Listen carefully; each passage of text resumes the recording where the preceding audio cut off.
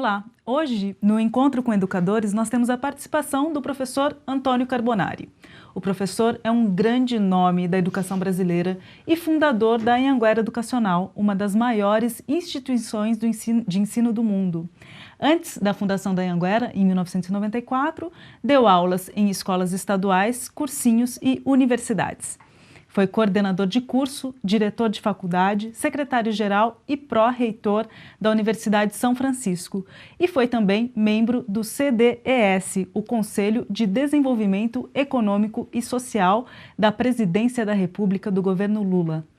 É coautor de livros didáticos, é vice-presidente do SEMESP, o Sindicato das Mantenedoras do Ensino Superior do Estado de São Paulo, e integra o Conselho da Presidência da ABMES, Associação Brasileira de Mantenedoras do Ensino Superior. O tema do nosso encontro é relação entre o ensino superior e o ensino básico, a preparação de professores para o irreal. Você que nos acompanha hoje pode participar da entrevista enviando suas perguntas para o e-mail umpenofuturo@aedu.com. Professor Carbonari, seja muito bem-vindo. Olá, amigos, colegas, professores. Eu tenho a satisfação de poder me dirigir a vocês todos, porque sempre me considerei um professor a vida toda. E eu acho que eu posso contribuir em algum bate-papo, alguma conversa com vocês, para a gente poder ter essa interação junto com a Anhanguera, nesse canal que você está agora. Sem dúvida, professor. E para nós começarmos, eu gostaria que o senhor nos dissesse o porquê desse tema. Bom, em primeiro lugar, eu acho que quando a gente fala em irrealidade, é que os professores ensinam algumas coisas e as universidades exigem outras. Quer dizer, o professor que você prepara na universidade para ministrar aulas, extensão, pesquisa, enfim, educação básica para o país, eles não são bem preparados na universidade e na faculdade. Eu acho que o professor que vai dar aula para o filho de vocês, talvez para os meus netos, não estão prontos ainda. Né? Estão ainda ensinando e trabalhando com material antigo, com ausência de tecnologia educacional, principalmente nas escolas públicas. Eu sei dessas dificuldades, fui professor de escola pública há muito tempo. Então, quando eu digo que há uma situação irreal, é que nós estamos preparando na universidade, nas faculdades do Brasil, um professor para ontem e não para o amanhã. Essa é a minha questão de fundo e eu ainda continuo um revoltado educacional. A gente vai falar disso mais profundamente, mas antes da gente chegar lá, professor, eu queria que o senhor falasse como o senhor vê a atual política educacional brasileira. Eu sou daqueles que defendem, colegas professores, que o Brasil nunca teve uma política educacional. O que ela teve é a boa vontade de alguns ministros, de alguns secretários de Estado, de alguns governadores e de alguns presidentes da República. A vontade de boas pessoas, até bem intencionadas, mas política educacional o Brasil nunca teve. Ele teve um conjunto de vontades. Vejam, por exemplo, o Plano Nacional de Educação que se encerrou em 2011. Metade dele não foi cumprido, não houve engajamento. Nós estamos há 2 anos discutindo o novo Plano Nacional de Educação, que era 2001, nós estamos em 2011. Nós estamos em 2013 e não está pronto, não foi aprovado ainda. Quer dizer, são 3 anos de abismo entre o plano e o que poderá ocorrer na década. Olha, já não cumprimos o primeiro, estamos brigando para fazer o segundo. Então, eu sou daqueles que gostaria de ver, nessa década, uma política educacional, uma filosofia educacional, enfim, se pensar na educação como algo do Estado e não de governo. Não é um governo de plantão que define, mas o Estado brasileiro teria que colocar na lei uma política educacional brasileira. O que falta? Como grandes países fizeram. Eu acho que falta engajamento e, principalmente, desinteresse corporativo. Há muita gente brigando por lugar aqui, lugar ali, eu preciso de um cargo lá, acolá. Isso não é fazer educação. Educação é preparar a juventude para o amanhã, não para aquilo que eu quero ou que eu gosto, mas assim aquilo que a comunidade precisa, que o ser humano precisa para desenvolver as suas potencialidades e o seu projeto de vida. Ótimo, professor. Os professores das escolas do ensino básico, como se relacionam ou deveriam se relacionar com o ensino superior? Em primeiro lugar, a gente tem que pensar assim, para se relacionar com o ensino superior, as cidades brasileiras deviam ter um ensino superior mais próximo. Nós temos cidades que estão a 200, 300 quilômetros das faculdades, universidades. Esse professor do ensino básico, elementar, infantil, ele pouco se relaciona com a universidade ou com a faculdade, com o ensino superior mais próximo. Evidentemente, a educação à distância, o EAD, a educação virtual, vem resolver um pouco esse problema. Mas, de qualquer maneira, se relaciona pouco. É lógico que o professor do ensino médio está mais relacionado, não necessariamente com o ensino superior próximo, mas com o ensino superior que o aluno quer fazer. Então, isso aí já é um bom começo de relacionamento. E você que está nos acompanhando ao vivo, participe. Envie a sua pergunta para o e-mail umpénofuturo@aedu.com. Professor, deve haver um relacionamento do ensino básico com o ensino superior? O senhor enxerga assim? Olha, eu acho que deve haver, eu acho que é necessário, é mandatório que haja esse relacionamento. Hoje não há. Há pouco. O ensino médio, sim, o ensino básico, no total, esse relacionamento se faz através do quê? Programas de extensão da universidade ou da faculdade, nas escolas próximas, não consegue, evidentemente, atingir todo mundo. Então, e o professor que é formado no ensino superior, no curso superior, para ministrar aulas, atividades e preparação para a vida do aluno do ensino básico, esse é o homem que se relaciona, pela formação dele na escola onde ele vai. Mas dificilmente o cordão umbilical se mantém depois da formatura do ensino superior e da ação, propriamente dita, no ensino básico. O ensino médio está mais próximo. O ensino elementar, o fundamental, está muito distante. A menos que houvesse um plano de volta à universidade, volta ao curso superior, para os professores de tantos em tantos anos voltarem a assimilar novas tecnologias, nova maneira de aprender e ensinar, enfim, de provocar o aprendizado, né? Mas, de qualquer maneira, eu acho muito distante essa realidade. Ótimo. A gente falava aqui no início sobre a relação, né, a preparação que o ensino básico deve fazer para a faculdade ou não, né, professor? Você entende que todo o ensino médio deve preparar para a faculdade ou para o ensino técnico? Olha, o Brasil tem um grande vício que eu reputo de herança europeia, né? A aristocracia brasileira, que hoje se transforma na aristocracia educacional, só pensa no seu filho e não filho do outro.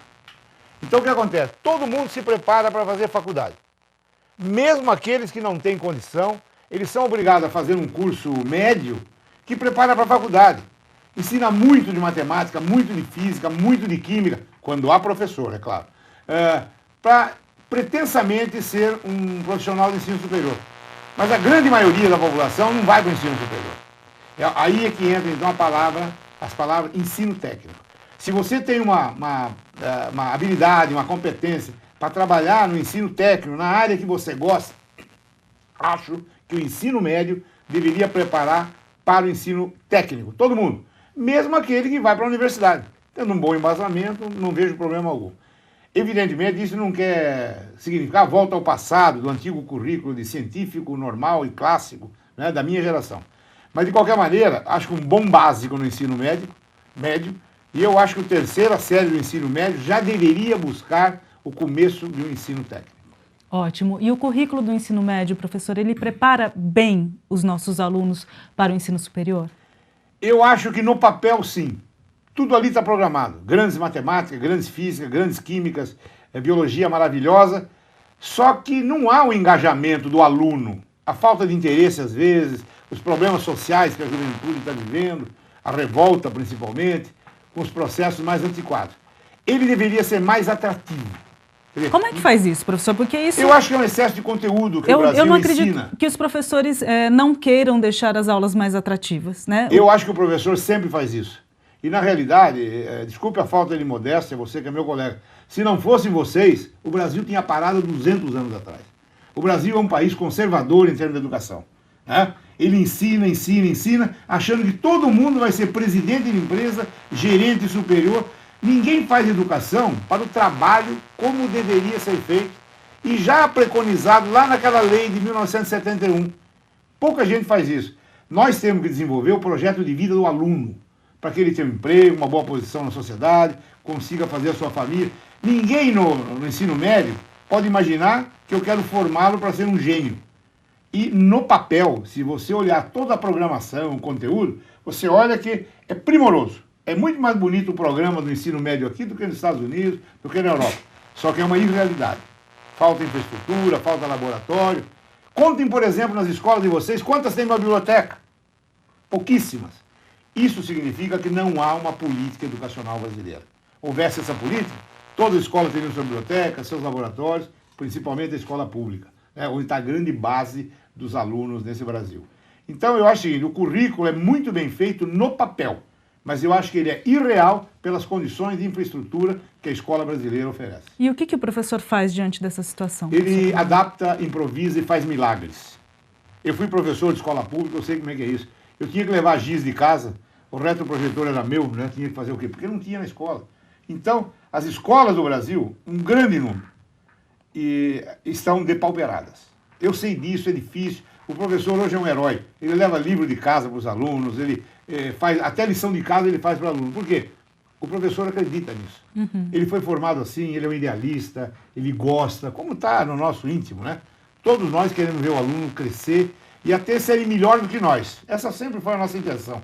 Eu acho que um professor não pode perder esse estigma, quer dizer, fazer com que o aluno seja melhor do que ele, independente das condições de infraestrutura que a escola brasileira tem.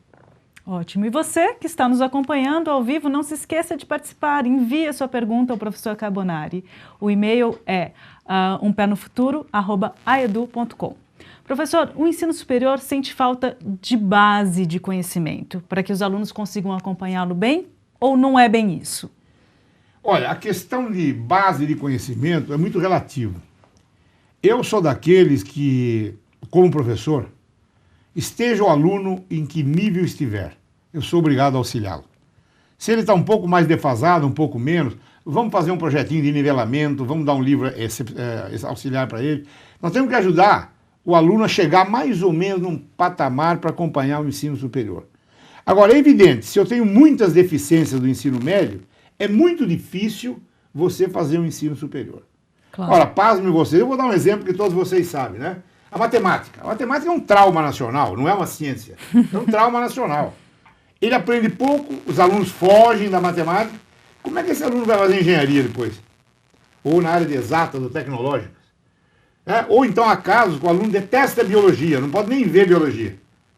Como é que esse cara vai para as aulas e para a universidade querer fazer um curso de medicina, de farmácia, biomedicina, etc., né? Como é que a gente auxilia esse aluno, professor, que em muitos casos estão completamente defasados? Eu sei que é muito difícil reparar, porque trata-se de um erro de geração. Mas eu sempre defendi, defendo e participei muitas vezes, principalmente aqui na Anhanguera, de projetos de nivelamento. Então, para curso de engenharia, no primeiro semestre, no primeiro bimestre pelo menos, nós trabalhamos com matemática e física.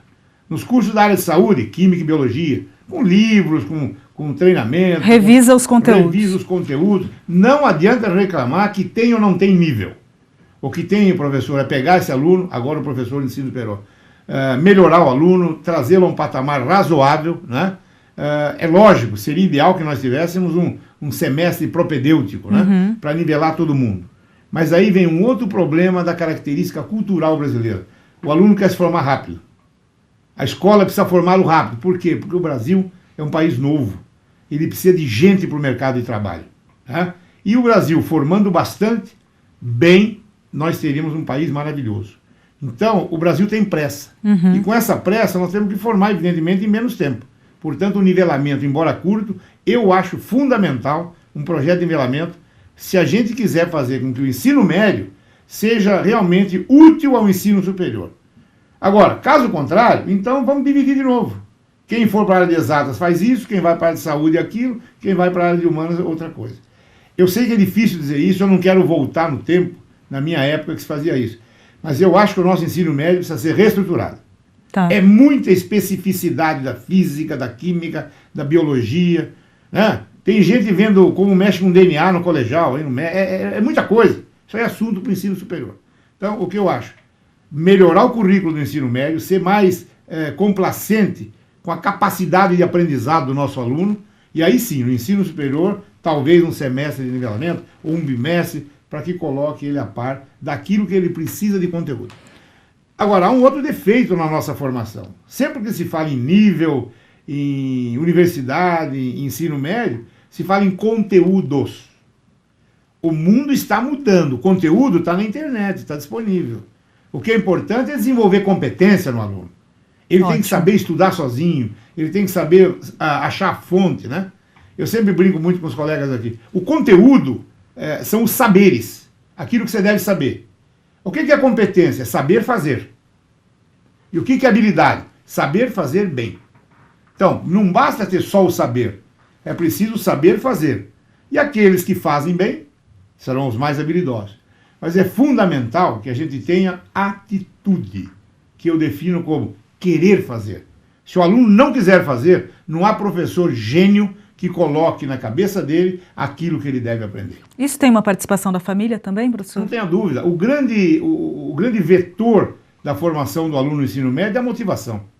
Se ele não tiver motivação para ir para a faculdade ou universidade, se ele não tiver motivação para um ensino técnico, se ele não tiver uma motivação e querer fazer isso para o seu projeto de vida, eu sei, professor, eu também sou há muitos anos professor, não é fácil carregar peso morto.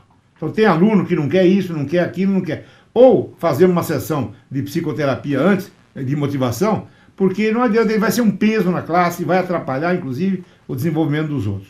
Isso é muito difícil, né? Mas eu acho que tem muita gente nessa hora questionando se o conteúdo é tão importante. Então aqueles que querem conteúdo, querem ser teóricos, devem seguir uma carreira. Aqueles que são mais práticos e querem uma profissão mais rápida, devem ser mais competentes. E a habilidade é aquele que faz bem qualquer uma dessas coisas. Excelente. E você que está com a gente ao vivo, participe enviando perguntas ao professor Carbonari.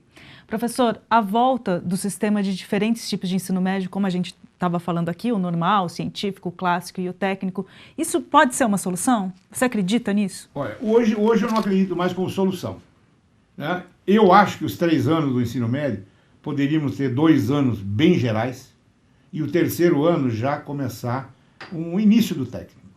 Porque o Brasil está numa política de pleno emprego. Então o aluno não precisa ficar até os 24, 25 anos para buscar seu primeiro emprego. Ele pode muito bem aos 18, 19 ter o seu primeiro emprego, faz seu curso técnico, pode fazer um curso de tecnólogo de 2 anos, nas faculdades, universidades, e futuramente voltar e fazer um bacharelado, já com seu próprio recurso, com a sua família um pouco mais estável, enfim, como um brasileiro engajado já num sistema produtivo, né, que a nação precisa muito. Então, eu acho que não dá para voltar. Agora, o que eu acho que falta é a utilização de mais tecnologia educacional. Quer dizer, não dá para ensinar isso, aquilo, a internet está disponível. Tem muito conteúdo, tem muita dica de competência. Então, eu acho que a motivação para o aluno, para desenvolver o projeto de vida dele, não aquilo que eu quero que ele seja, mas o que é que ele quer ser. Eu acho que o professor deveria hoje insistir muito mais nisso. Meu querido aluno, você quer ser o quê? O que é que você vai? Então você precisa disso, disso, disso. Dá para ir? Tem condições de ir? É um papel mais de orientador, professor? Hoje o professor, eu acho que é fundamental que entenda assim, ele não é um apresentador de conteúdos. O professor tem que ser um motivador da aprendizagem do aluno. Quem aprende é o aluno. Então esse é o nosso objeto, é o nosso sujeito educacional. Ele tem que pensar no aluno. Não é entrar na sala de aula, ele tem 10 aulas e vai embora. Você fez o que para o aluno? Quer dizer, hoje dar aula significa motivar o aluno para aprender. Eu acho que esse é um conceito fundamental e que tem muito futuro daqui para frente. Ótimo. Professor, os alunos do Polo de Sobral, no Ceará, estão em peso assistindo ao nosso evento. Meu pessoal de Sobral, um abraço a vocês todos. Essa audiência não significa que eu estou falando bem, não. É que vocês têm interesse em aprender isso. Vocês estão de parabéns. A motivação já começou. O professor motivado é um grande exemplo para os seus alunos, né, professor? Lógico, o professor tem que motivar mesmo. Esse é o papel do professor. Colocar fogo na cabeça dos alunos para que eles queiram mais, queiram ter mais, para poder querer ser mais. Excelente. Professor, as faculdades deveriam ter um currículo mais longo, com 1 ano ou semestre básico para o nivelamento dos alunos? Eu sei que a gente já falou sobre isso, mas vamos aprofundar um pouquinho essa questão.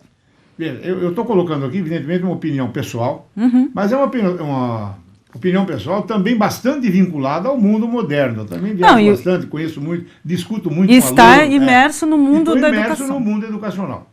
Eu acho que o Brasil não pode aumentar o tempo de escolaridade do ensino superior. Isso seria prejudicial para o nosso país? Para o mercado de trabalho. É um país novo, de pleno emprego, uma economia positiva, e dá a impressão que o Brasil, em 5 ou 10 anos, vai fazer parte, de fato, dos 5 melhores países do mundo.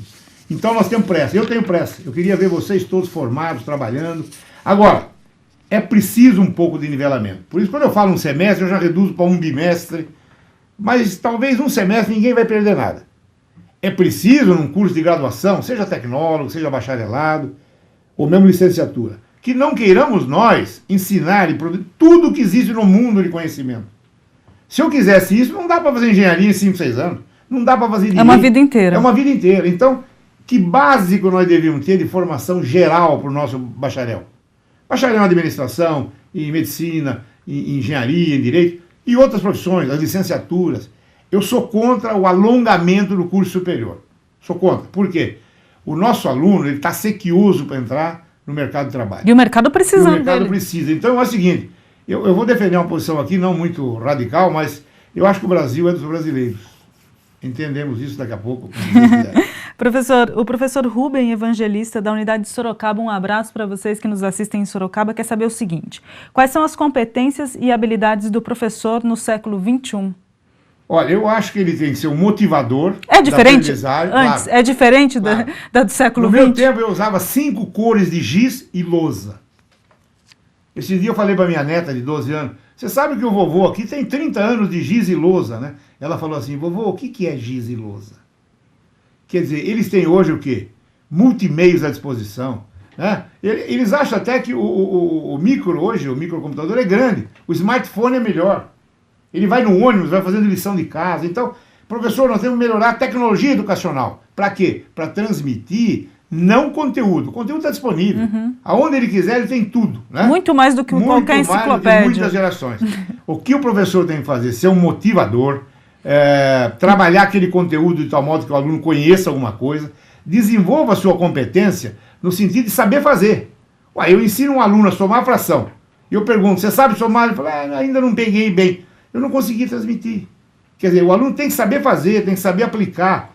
Aí ele começa o quê? A adquirir a cultura, o conhecimento e as competências. Porque essa aquisição, ela se faz nele, não em você, professor. Agora, eu acho que falta muito mais tecnologia, jogar essas aulas aí na internet, no smartphone, enfim, é possível a gente colaborar mais. Evidentemente, eu não sei se o Estado brasileiro ou os governos atuais teriam recurso para equipar todas as escolas. Mas todo professor tem um smartphone, tem um micro, tem um notebook, alguma coisa que ajude. E muitos alunos podem ter. Quer dizer, é possível fazer isso. Ou então a escola mantenha 1 ou 2 ou 3, de tal modo que o aluno consiga entrar e sair dessa fonte grande de cultura de conteúdos. Agora, professor, vamos desenvolver no aluno a vontade, né? Aquela paixão em aprender. Então, aí, o professor deve ser hoje o grande motivador da aprendizagem. Não é mais o dador de aula, desculpe a expressão, como eu fui na minha época, né? Embora eu sempre motivei muita gente como professor de cursinho, já fiz pirueta no ar também para ensinar aluno, né? E professor de cursinho normalmente faz isso. Por quê? A motivação é fundamental para o aprendizado. E outro, o aprendizado não está cá, está lá, na cabeça do jovem aluno que está conosco. A gente tem muita esperança na tecnologia, né, professor? Mas só a tecnologia resolve? Não, eu disse só que colocar ela adiciona. Computador na sala de aula? Ele tem que saber mais do que o aluno. Eu não acredito naqueles professores que vão na sala de aula e vão aprender junto. Não. Eu acho que o professor foi formado para saber mais. Ele tem que estudar antes. Ele tem que estudar antes. Tem que preparar suas aulas antes, o assunto, os exercícios, aquilo que ele quer que o aluno capte e aprenda. Para quê? Para poder aplicar isso aí. Né? Agora, se você não faz isso, dar aulas por dar aulas é palavras ao vento. Tem que fazer sentido, né? Tem que fazer sentido. Olha, pasmem, senhores colegas, eu sou professor há 30 anos. Eu tive colegas que davam aula de costa para a classe. Vocês já viram isso? Já. É horrível. Eu tive um professor na faculdade, que eu nunca vi a cara dele. Ele dava aula assim, começava... Você conhecia bem as costas. Não, eu ia na cantina, os amigos tomavam café e voltava. E ele não tinha olhado para a classe ainda. Então, quer dizer, embora o exagero à parte, o professor tem que saber se comunicar com o aluno. Né? Dá umas dicas, professor. Agora, uma aula expositiva cabe bem em alguns assuntos. Em outros não cabe mais aula expositiva, o púlpito, o grande orador. Ele tem que estar com o aluno nos grupos, fazendo exercício, treinando, fazendo com que o aluno aprenda. Nem que tenha que forçar um pouquinho a barra, né? Ir em cada grupo e meter o dedo na mão e falar, eu quero ver isso agora e tal. Professor, eu acho que você tem que ser um orientador do aprendizado. Não dá para dar aula, mas eu sou um dador de aula, viu? Esse professor dador de aula, desculpe minha franqueza para os colegas, Um DVD custa R$ 2,50 e é mais tecnicamente bem feito que ele. Então, se você não quer ser substituído no futuro, seja um professor ou professora que participe do aprendizado do aluno, que faça o aluno aprender. Porque simplesmente dar uma aula bonita, uma lousa colorida, nós temos recursos tecnológicos hoje que substituem tranquilamente o professor. Falar, mas não tem aquele calor humano. Tem DVD com calor humano também. Então, não se preocupe com isso. Se a equipe agora, for boa de o professor tem que ser amarrado na classe. Quer dizer, ele tem que ir lá e discutir, tem que ser aquele idealista, como sempre fomos nós. Ótimo. E, professor, as faculdades não deveriam, então, aumentar o seu relacionamento com as escolas do ensino médio para uma aproximação do que deve ser ensinado lá, para que o aluno fique mais bem preparado para a vida, para o mercado ou, enfim, para o que o aluno queira? Olha, eu acho que é fundamental que o ensino médio se ligue às faculdades. Faculdades, universidades, ensino superior. Por quê? Em primeiro lugar, se esses professores que moram aí na vizinhança das faculdades ou das universidades pudessem ter um canal dentro da própria instituição, através de um projeto de extensão, através de uma participação de monitores ajudando o professor, e o professor também vindo fazer novos cursos, se reciclando nas faculdades e universidades, eu acho que o Brasil só tem a ganhar. Por quê? Esse cordão umbilical é fundamental.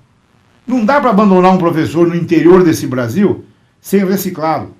É preciso ter uma ligação, seja via educação à distância, virtual, interativa, ou seja presencial, quando a instituição estiver bem mais perto. Hoje a gente tem os blocos, né, professor? Hoje assim, mas de qualquer maneira, essa ligação me parece que tem que ser umbilical. Entendi. Quer dizer, o professor, eu moro perto de uma universidade, vamos lá tentar fazer um projeto junto, vamos oferecer os nossos alunos da universidade para estagiar com os alunos do ensino médio, tirar dúvida, plantão de dúvida, recuperação de alunos, quer dizer, talvez a universidade ou a faculdade, ela também falhe um pouco nisso. Porque mas ela é muito reservada. Algumas estão fazendo bem, algumas eu vejo, no nosso grupo mesmo, tem muitas coisas andando, e outras instituições, quer dizer, é preciso, como você diz no programa, o aluno tem que ter um pé no futuro, ele não pode ficar amarrado ao passado. Aprender para ser um profissional de ontem. Não dá para ser um profissional de ontem. Você vai se formar desempregado. As coisas mudam muito rápido. Muito rápido. Então, você imagine, hoje o conhecimento de matemática dobra a cada 2 anos. Então, um aluno que faz um curso de 3, 4 anos precisa correr, porque ele se formou para anteontem. A química, por exemplo, cada 6, 7 meses está dobrando o conhecimento mundial. A petroquímica, agora a alcoquímica. Né? A genética, por exemplo, a área de biologia molecular. Isso aí, cada 6 meses, 8 meses, é uma grande novidade. Quando é que ela passa para o ensino médio? Para os livros didáticos? Demora 5 anos. Então, não é possível. Agora, os professores que são autores de livro, que definem políticas educacionais, têm que entender que eles têm que esquecer o que eles aprenderam e fazer obrigatoriamente que o aluno aprenda o que ele aprendeu. Não, ele tem que obedecer à novidade, à modernidade. Tem coisa que eu aprendi na minha vida que não serviu para nada, mas eu tive que aprender porque o professor queria que eu aprendesse aquilo, porque ele sabia aquilo. Então eu acho que aí o aluno também tem um pouco de revolta, quer dizer, ele tem que saber o que o amanhã lhe espera. Com isso, exigir dos professores, gente, eu precisava aprender mais nessa área. Eu não quero saber daquilo, aquilo virou história. Talvez história da ciência, história da matemática, pudesse dar muita coisa que hoje não tem mais sentido. Mas há professores, como nós, que ainda resistem no tempo. Não, eu vou ensinar isso porque é importante. Importante para quê? Para quem? Para quem? Então, esse relacionamento, acho que o ensino médio e o ensino superior é fundamental para essa oxigenação, tanto dos professores e alunos, e como também para preparar o professor universitário para ser realista. Porque se no ensino médio é possível que o aluno aprenda de 0 a 10, ele aprenda até 7. O professor da universidade exige o 9, quem produz esse gap é o professor universitário. Então também não está certo isso. Essa integração eu acho fundamental. Seja através de estagiários, de monitoramento de alunos de ensino médio, professor de ensino médio que venha se ligar às universidades, às faculdades, né? Setor de estágio, de participação, projetos de extensão. Tem que se misturar. Tem que misturar e não pode parar. É um por semestre, pelo menos. Uhum. A gente não é um projeto, não, às não, vezes. 5, 6 anos, a ciência já passou. Né? Isso aí já virou história. Então, eu acho que o professor do ensino médio e o professor da universidade, da faculdade, eles têm que ter um relacionamento muito bom. E se o professor do ensino médio pudesse ser professor do ensino básico das faculdades, então é o melhor dos mundos, né? Uhum. Você tem uma faculdade próxima, melhora o currículo, vamos lá, participe. Eu acho que esse tipo de professor, aí sim, ele tem os dois mundos, o ensino médio e o ensino superior. Ele com certeza vai melhorar a escola de ensino médio e vai melhorar também a competência do ensino superior. Ele vai saber fazer a ligação. Perfeito. Professor, os professores reclamam muito que os alunos estão muito desmotivados. O que está acontecendo? Tem duas coisas que eu acho fundamental a gente diferir. Uma coisa é motivação, outra coisa é nível. A motivação não nasce sozinha. Então, o professor do ensino básico, mesmo do ensino médio, desculpa, o elementar, tem que motivar esse aluno para o que ele quer, quais são as características que ele tem, quais são os dons que ele apresenta. Isso tem que ser feito. Não basta ir lá e encher a lousa, hein? Encher a lousa, ó, aprenda, vai embora para sua casa. Tem que convencê-lo que ele pode ser gente boa no mundo, que ele tem um lugar esperando por ele. Aí começa a motivação. O segundo lugar é a questão de ter nível ou não. Eu nunca perguntei ao aluno meu se ele tinha nível para assistir minha aula. O senhor tem dúvida? Eu começo de onde ele quer, de onde ele precisa. É lógico que eu apresso um pouco mais. E a questão de nível, me pergunta, me desculpa, eu vou ter que contar uma piadinha aqui, não, né? Por favor, fica à vontade. Eu estava num congresso uma vez, de grandes doutores de direito, não sei até porque me convidaram, mas eu fui lá falar sobre educação. E um dos doutores que estava falando disse assim, olha, infelizmente no mundo de hoje, o aluno universitário não tem nível para acompanhar nossas aulas. Eu fiquei revoltado, era um congresso, eu pedi até autorização para... E eu falei 2 ou 3 frases em italiano para esse professor, que é a minha ascendência italiana. Aí esse doutor falou, mas eu não entendi o que o senhor falou. Eu falei, então, pois é, o senhor não tem nível. Quer dizer, foi uma gargalhada na plateia, porque nível é uma questão de cultura, é uma questão de conhecimento. Agora, se eu vou dar aula de matemática no ensino superior, eu preciso fazer um teste de diagnóstico, ver o que o meu aluno sabe, aonde eu devo começar. Eu não posso começar no nível 15 se ele está no nível 7. Então, a questão de nível é irrelevante, mas é uma grande desculpa para aquele professor conservador, aristocrata, herdeiro de uma aristocracia feudal, que virou aristocracia educacional. Ele quer manter o padrão dele ensinado ali para cima. Evidente que esse professor vai ficar sozinho, não tem lugar para ele no futuro, né? Ou ele se reinventa, ou... Ele não dá mão para ninguém, precisa pegar o aluno na mão, vem cá, o que você precisa, de onde você está? A partir dali fazer toda uma estrutura de nivelamento, e aí sim começar um bom ensino superior, também motivado. Não basta hoje ser um professor dador de aula, como eu disse, né? Tem que ser motivador, tem que insistir no aprendizado do aluno. Esse professor vai ser sempre paraninfo, nunca vai ser esquecido. Eu sempre faço um teste, às vezes, quando eu vou fazer uma aula inaugural, uma palestra com os alunos, viu? Vocês se lembram do nome dos professores seus do primeiro ano? Ah, eu lembro de um, você de 2. Você teve 7. Cadê os outros? Quer dizer, teve professor que não marcou nem o seu nome. Então não pode ser isso. Ele tem que ser um companheiro, tem que ser um ajudante, tem que levantar o aluno, motivar e também professar a sua disciplina, seus conteúdos, suas competências, né? Então é difícil ser professor no dia de hoje, eu sei que os colegas que estão me vendo, estão me achando um pouco revoltado, mas eu vou ser sempre assim. Eu acho que tem que melhorar muito e sempre. E o professor também tem que se melhorar. O professor tem que se melhorar, tem que procurar participar. Se não der para se atualizar todo o semestre, todo ano, pega algum curso à distância, tem muita coisa gratuita. Tem coisa na internet. Tem coisa na internet. As universidades todas já têm um bom arcabouço de biblioteca virtual. Acesse a biblioteca virtual. Né? Pega nossas revistas que estão atualizadas. As revistas são mais atualizadas que os livros, né? O livro vai de 3 anos, chega antes. Então, sabe, é importante que o professor participe nesse sentido. Provoque bastante. Eu acho que o professor hoje do ensino médio é o grande responsável pelo ensino superior brasileiro. Porque é ele que traz toda essa quantidade de jovens que querem alguma coisa, querem ser alguma coisa, querem ter alguma coisa, que não é pecado, né? Eu quero ser, eu quero ter, eu quero viver. Eu tenho o meu projeto de vida. Pô, me ajudem. É isso que os alunos estão falando.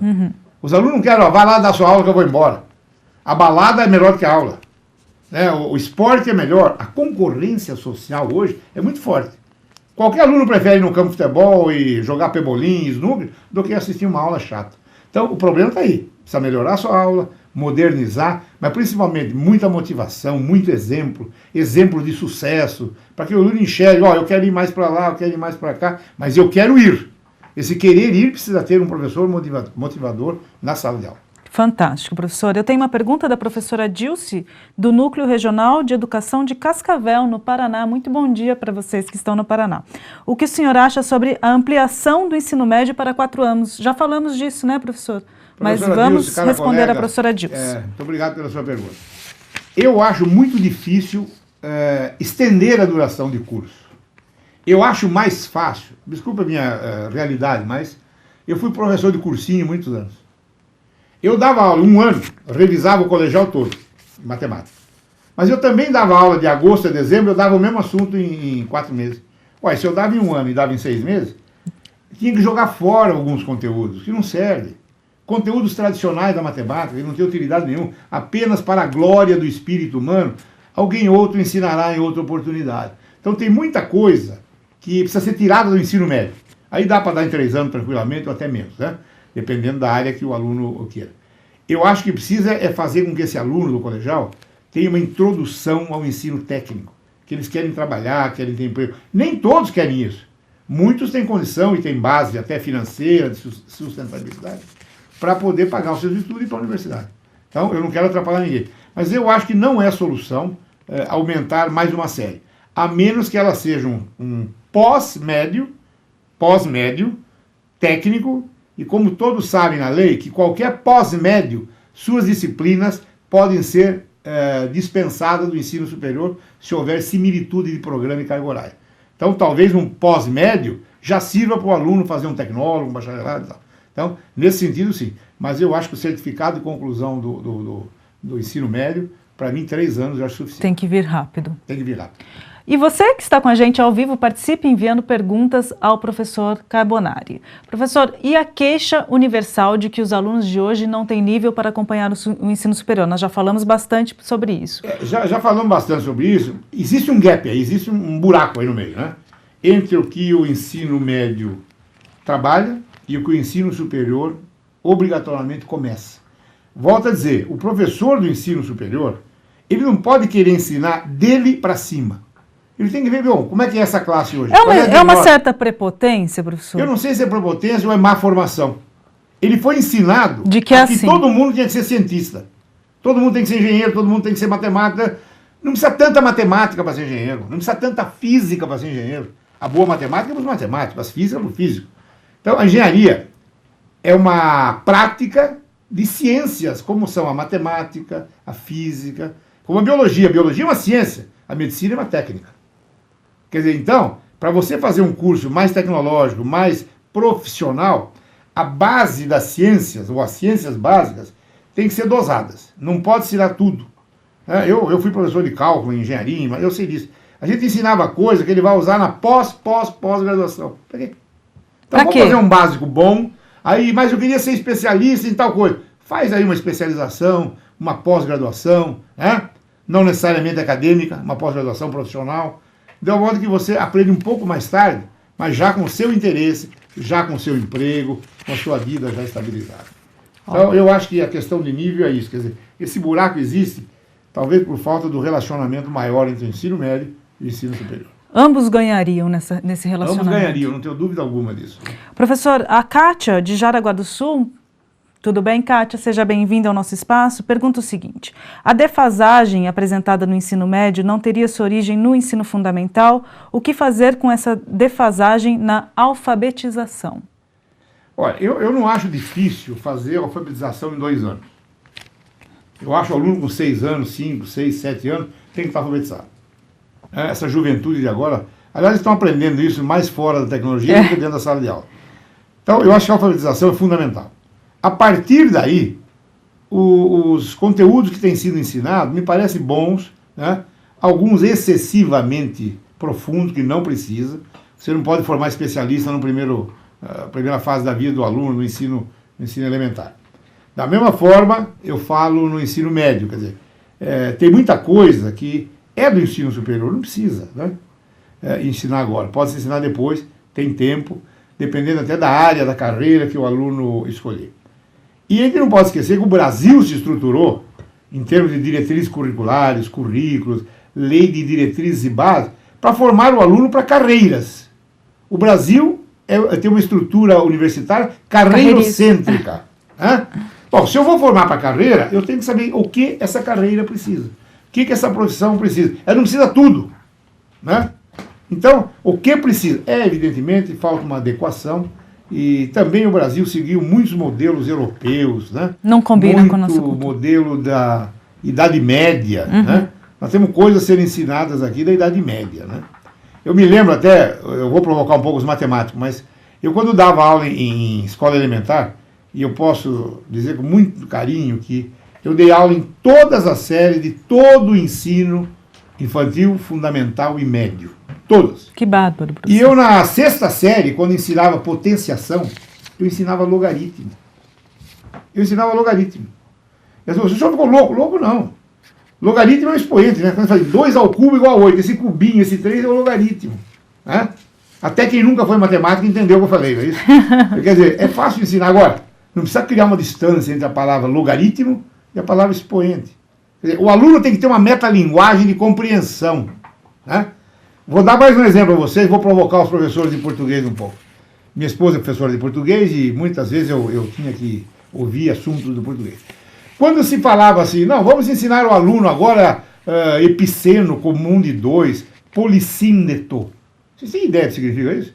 Uma criança de 10 anos, 12 anos? Não, até hoje eu não tenho. Ajuda o português mais fácil. Quer dizer, a metalinguagem que o aluno tem que ter na cabeça para compreender o fenômeno, ela nunca foi dada. Né? E eu me lembro até daquela, como chamava aquilo? Conjunção adversativas. Todo mundo sabe, né? Mas, porém, todavia, contudo, entretanto, sabe ou não sabe? O que significa adversativa? Adversa. Contrária. Então, quando o aluno fala assim, olha, eu gostei de sua ideia, porém, esse cara é contra. Porém, é adversativa.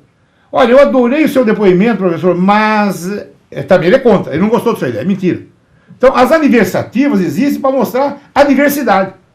Ora, por que não ensina isso para o aluno? As conjunções adversativas são feitas para mostrar a diversidade, que você é contra.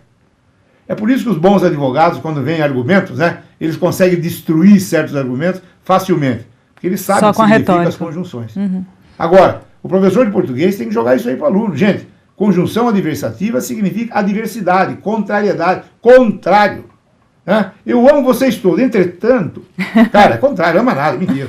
Então já colocou um reparo. Então, tem que ensinar a realidade. Isso em matemática, em português. Agora, muita gente precisa se formar sabendo que vai trabalhar com ensino médio, ensino elementar. Mesmo fazendo a faculdade, eu não posso ensinar na matemática, 1, 2, 3, 4, 5, 6, 7. Eu não posso gramática portuguesa desde o tempo de Pedro Álvares Cabral, um pouco antes, até agora. Não dá. Em 3 anos não dá para fazer isso, em 4 anos. E a gente tem que olhar para frente. Tem que olhar para frente. Então, o que é fundamental?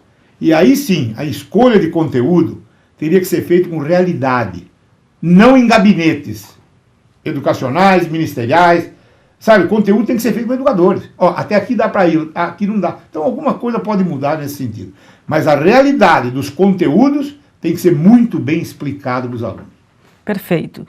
Professor, os educadores de Jundiaí parabenizam a apresentação juntamente com o professor Nélio Reis, diretor da unidade, e a unidade de Sumaré também está em peso nos assistindo, mandando um grande abraço para o senhor. Muito obrigado a vocês todos, vocês são grandes amigos e eu gostaria até de ficar muito mais tempo com vocês. Espero que a gente tenha outras oportunidades para discutir um pouco mais. Eu gostaria de passar, isso que eu estou passando a vocês é muito mais inquietações, né, do que dicas ou programa. Eu sou um homem inquieto por natureza. Eu acredito no nosso aluno, acredito no aluno do ensino médio se preparando para o ensino superior. Eu acredito que hoje o grande grau de empregabilidade reside no final do ensino médio, através do técnico, ou na universidade, no curso superior. Eu vou dar um dado a vocês que não é meu, é da Fundação Getúlio Vargas. Né? O aluno com ensino superior hoje formado, em média o salário dele é 2,7 maior que o ensino médio. É quase o triplo de salário. Então, o aluno precisa de lugar ao sol, ele tem um projeto de vida dele. Quer dizer, ele precisa trabalhar, precisa ganhar vida. Ninguém se forma para ficar sonhando e pescando. Né? E eu tenho uma pergunta, professor, do professor Rubens Evangelista, da unidade de Sorocaba. Tudo bem, professor Rubens? Na verdade, não é uma pergunta, é uma colocação. Gostaria que o senhor comentasse.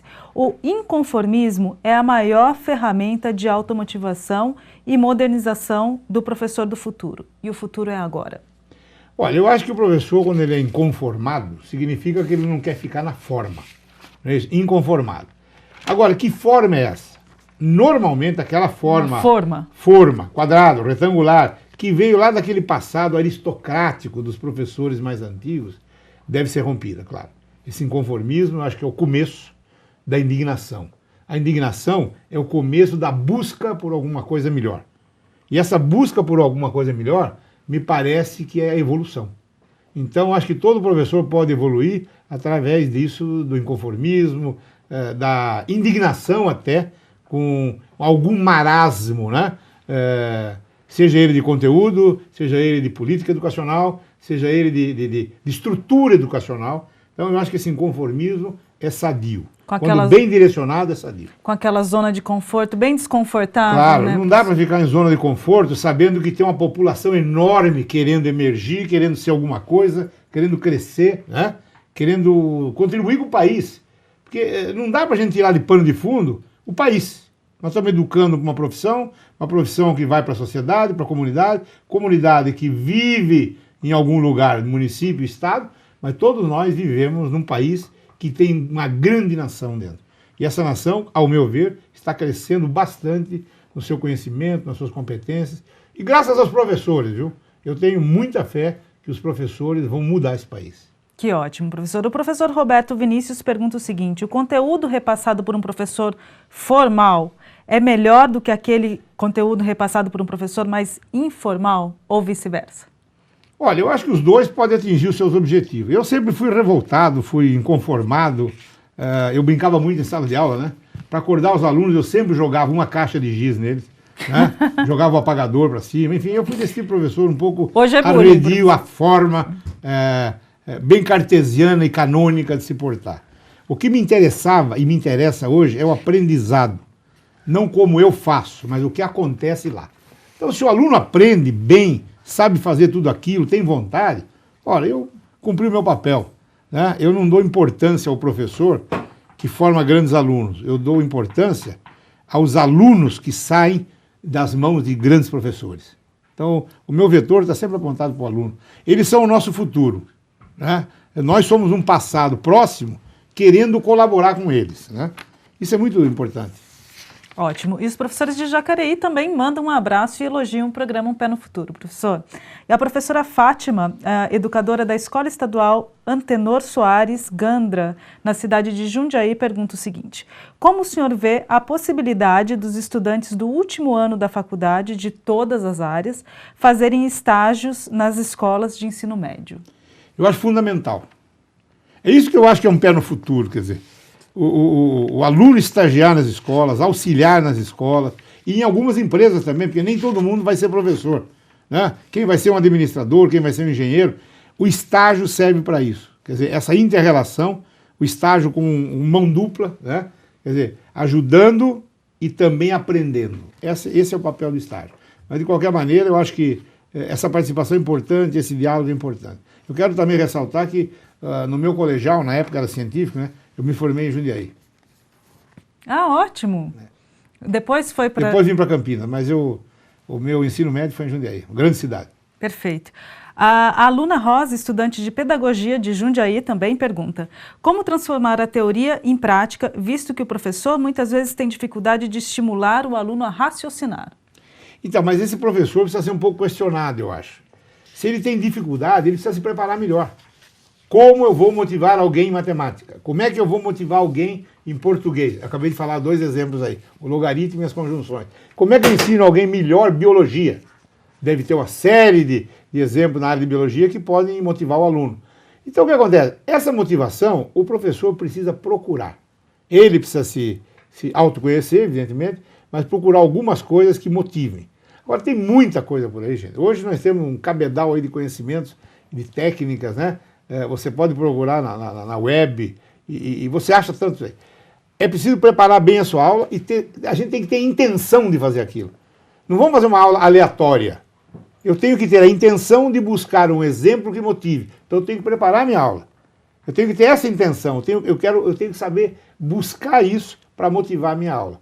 Não basta seguir o livro-texto. O livro-texto é o mínimo.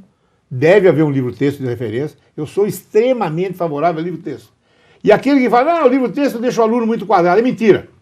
Mentira porque ele não gosta do livro-texto, isso é outra coisa. Livro-texto, seja qual for, é o mínimo que um professor tem que ter na sala de aula. Agora, além do livro-texto, os casos, os exemplos, né, as motivações devem ser procuradas em adição ao livro-texto. E isso ele faz na internet? Onde tem, olha, internet hoje é um volume muito grande de informações. Bibliotecas mesmo das universidades, né? jornais, revistas, depende da área, né? Eu não vou ver em jornal de economia muita matemática, mas para o professor de economia pegar suplementos econômicos, a aula está pronta, moderna e atual. Ótimo. Professor, a Secretaria Acadêmica do Polo de São João da Boa Vista pergunta: é realmente, na verdade, primeiro faz um apontamento. É realmente gratificante para nós ter à frente da nossa instituição uma mente brilhante como a sua. Só quem conhece a realidade da cidade de Leme sabe o que o senhor fez com a Anhanguera. Parabéns. E aí ela gostaria de saber a sua opinião sobre como atrair a atenção e o interesse dos alunos no ensino médio e como a nossa Anhanguera pode ajudar. Olha, quando eu digo que deve haver um relacionamento das faculdades, das universidades, centro universitário, enfim, do ensino superior com o ensino médio, deve haver um programa intencional. As coisas não ocorrem ao acaso, né? Então, um programa de extensão, esse tipo, pé no futuro, relacionamento estagiário com aluno, auxiliar o professor na alfabetização. Nós já tivemos grandes projetos de recuperação, de aulas de reforço, onde os nossos alunos iam para as escolas da comunidade, ajudar o professor a alfabetizar. Então, além da professora, o professor ficaria mais 2 estagiários dentro da sala de aula. Nós fizemos isso em Leme, Pirassununga, com relação ao exemplo. Então, eu acho o seguinte, os alunos devem ter um contato com a realidade antes da sua formatura. Seja através de projetos de extensão universitária, seja através do estágio, né? Através de visitas, inclusive, né? Visitas. Eu não consigo admitir uma enfermeira vai se formando e nunca vi um hospital. O professor nunca foi numa escola. Quer dizer, eu acho fundamental esse tipo de relacionamento. Tá certo? É fundamental. Eu acredito muito nisso. Os professores André e Fabiana, da Anhanguera de Campinas, da Unidade 2, perguntam: como as instituições de ensino superior devem se preparar para receberem os alunos da geração do milênio, que tem grande quantidade de informação, mas possuem características como falta de paciência, de concentração, uma concentração baixa, enfim? Olha, eu não consigo mudar a geração que vem vindo aí. Não consigo mudar. Nem vocês, eu acho. Então, é uma questão de adaptação. Como trabalhar com esse aluno? Às vezes insolente, às vezes revoltado, de baixa capacidade de atenção. Olha, tudo isso, gente, está na motivação, no preparo. A gente tem que preparar a nossa aula para pegá-lo de calça curta. Já pensando nele. Já pensando em resolver um probleminha aqui. Como pegar a atenção do aluno, como gravar isso aí. Eu, quando dava aula em cursinho, me lembro de muitos exemplos, que eu não quero pontuar agora, mas eu chegava a entrar na sala, abrir a camisa, despentear o cabelo, jogar o óculos no chão. Quando a classe toda olhava para mim e estava preparado, eu começava a aula. Quer dizer, precisa enganar um pouco também esses alunos no bom sentido. Você tem que ter criatividade, né? Não vai chegar lá e encher a lousa de giz e gráficos. Qual é a motivação do aluno? Conversa um pouco com ele. Agora, é da nova geração esse sentimento de que ele também sabe fazer sozinho. Certo. Eu tenho um neto de 4 anos que está alfabetizado. Sabe contar até 20 em inglês e português. E aí, desculpe a propaganda, eu falei, mas onde é que você aprendeu isso? Ele falou, YouTube, Xuxa, vovô. YouTube, Xuxa, quer dizer, ele viu algum vídeo da Xuxa ou de algum outro e começou a aprender, sabe o que é 1, o que é 2, ele já sabe o que é 1, 2, 3, vai até 20 ou 30. Quer dizer, não tem professor algum aí. 4 anos. 4 anos. Quem é que vai dar aula para esse jovem, meu neto, ou filho de vocês? Quem é? O atual pedagogo normalista que dá aula no ensino infantil fundamental não está preparado para esse garoto que vai com o notebook na mão, que vai com o smartphone na mão. Ah, não, está proibido usar aqui na sala de aula. Não sei. Isso está errado. Eu não sei se vocês lembram, mas lá na remota história da iniciação da Anhanguera, quando nós começamos a Anhanguera, eu, o professor Poli, o professor Norberto, Maria Elisa, até um filho meu, Eric, que começou conosco, o primeiro vestibular na Anhanguera, nós permitimos o uso de calculadora e dicionário. Então, você é louco, o aluno vai colar o quê? Decorar. A calculadora é uma memória adicional. Milhares de cientistas morreram para criar uma calculadora, e aí vem um cara, não, na minha aula não pode usar calculadora. O que é isso?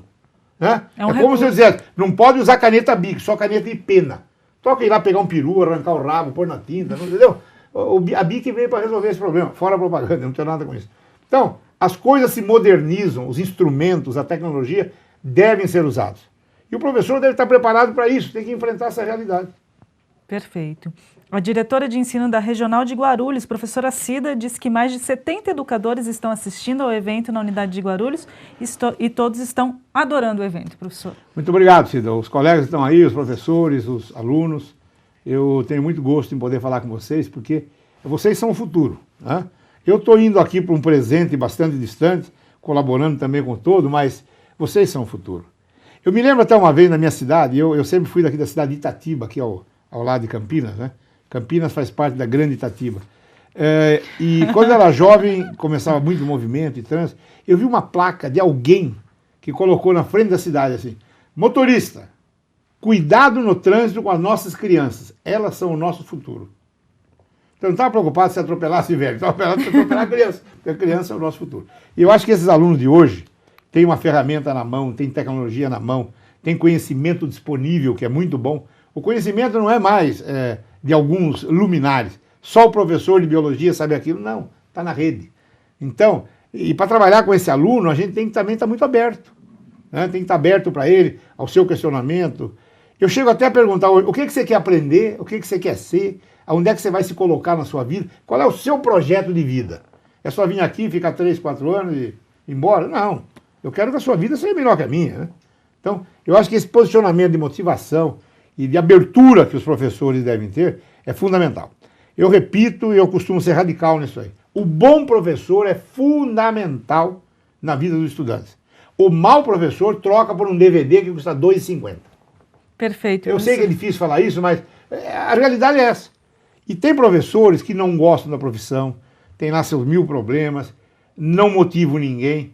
Não está na hora dele fazer outra coisa? Não seja professor, faz outra, arruma outro emprego, outra profissão. Não é uma profissão simples. Não é uma profissão simples. Então, quem vai para o magistério, ou então quem está preparando para ir para o ensino superior, escolha bem o que você quer. É magistério? Venha. É engenharia, é administração, é ciências contábeis, é enfermagem, fisioterapia, medicina, enfim, direito. Pensa bem no que você quer. Se prepare para isso e se oriente com os professores. Tem muito professor bom nesse país. A maioria substancial são bons. Aquelas exceções, como eu disse, não tome como exemplo, tome como contra-exemplo. Professor, para encerrar, então eu gostaria que o senhor olhasse para essa câmera e desse uma bela mensagem para os nossos professores do ensino médio. Olha, eu sempre fui professor em várias etapas, mas eu me estacionei bastante no ensino médio.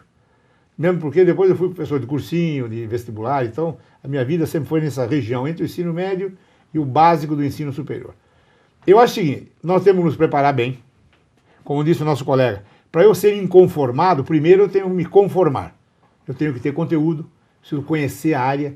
Não basta semana a semana eu preparar o que eu vou dar amanhã. Não, eu tenho que saber bem antes. Eu me formei para isso. Então, um professor bem preparado, com bom conteúdo. E o que é a competência do professor? É saber fazer.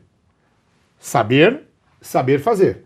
Saber fazer significa ter competência para poder aplicar aquilo que ele está trabalhando e que o aluno assimile aquilo ali. Quando o aluno conquistou aquilo, eu falo, poxa, fui um bom professor hoje. Então, a motivação é fundamental. A profissão está melhorando? Sim, está melhorando desde a minha época, um pouquinho agora, um pouquinho depois, mas é uma profissão fundamental para o país. Sim. Não dá para ter um país sem professores. Agora, seja de maneira presencial, com auxílio de tecnologia, o ensino virtual, o ensino interativo, né? Vocês podem deixar lição numa aula virtual na internet para o aluno buscar sua aula, né? Não que ele busque outras coisas. Então, esse intercâmbio professor-aluno é fundamental. Agora, eu sempre fui um professor que adorei os meus alunos. Sempre quis vê-lo melhor do que eu, que soubesse mais. Porque como eu ensinava matemática, eu acho que ele sabia mais português, ou física, ou química do que eu, né? Eu só sabia matemática. Então, eu acho que esses alunos têm melhor nível intelectual, não necessariamente de conteúdo, mas intelectual do que nós. São mais modernos do que nós somos, ou do que nós fomos. Têm à disposição melhores multimeios do que nós tivemos. Então nós precisamos correr um pouquinho, aprender um pouco mais, porque hoje uma aula não é mais giz e lousa. Nem sei se existe giz mais, como disse minha neta. Mas o professor tem que estar com seu notebook, seu smartphone, com um bom projetor, enfim, com um livro-texto na mão, biblioteca disponível. Eu sei que tudo isso é difícil, mas é uma luta.